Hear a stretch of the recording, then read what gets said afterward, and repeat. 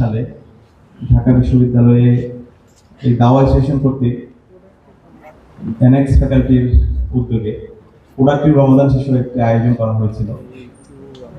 ওই সময়ে ওই প্রোগ্রামে দ্বিতীয় রমজান ছিল। ছাত্রলীগের সন্ত্রাসীরা নৃশংস কায়দায় আমাদের রোজাদার ভাই বোনদের উপর হামলা করেছিল। জোহরের নামাজের পরে যে টাওয়ার ছিল ফ্যাকাল্টির পাশে, সেই টাওয়ারে যখন প্রোডাক্টিভ রমাদানের উপর আলোচনা হচ্ছিল, যখন আলোচক আলোচনা করছিল, ওই সময়ে ছাত্রলীগের সন্ত্রাসীরা এবং বহিরাগত এসে আমাদের ভাইদের উপর হামলা করেছিল।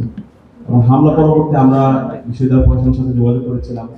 বিশ্ববিদ্যালয় প্রশাসন আমাদের অসহযোগিতা করেছে। আমরা জানতে পেরেছিলাম ওই সময়ে বিশ্ববিদ্যালয়ে যিনি ভিসি ছিল মাকসুদ কামাল, তার নির্দেশে এবং ছাত্রলীগের সন্ত্রাসী সৈকতের মাধ্যমে এবং এই শাহবাগ থানা ছাত্রলীগের মাধ্যমে রোজাদারদের উপর শিক্ষার্থীদের উপর তখন হামলা হয়েছিল।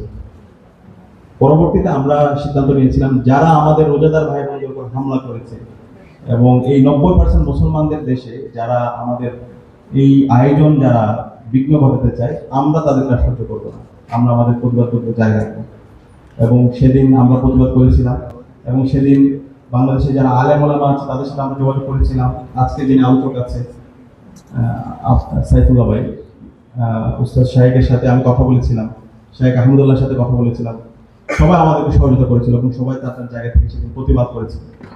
এবং পরবর্তীতে আমরা আমাদের জায়গা থেকে সারা দেশব্যাপী এই অন্যায়ের বিরুদ্ধে প্রতিবাদ করেছিলাম। যে ছাত্রলীগের সন্ত্রাসীরা আমাদের ভাইদের উপর হামলা করেছিল, আমরা তাদের ছবি সহ সারা দেশের যে যে এলাকায়, সে এলাকায় আমরা ছবিগুলো তাদের এলাকায়, তাদের বাড়ির সামনে, মসজিদে সেই ছবিগুলো, হামলার ছবি সহ আমরা লাগিয়ে দিয়েছিলাম।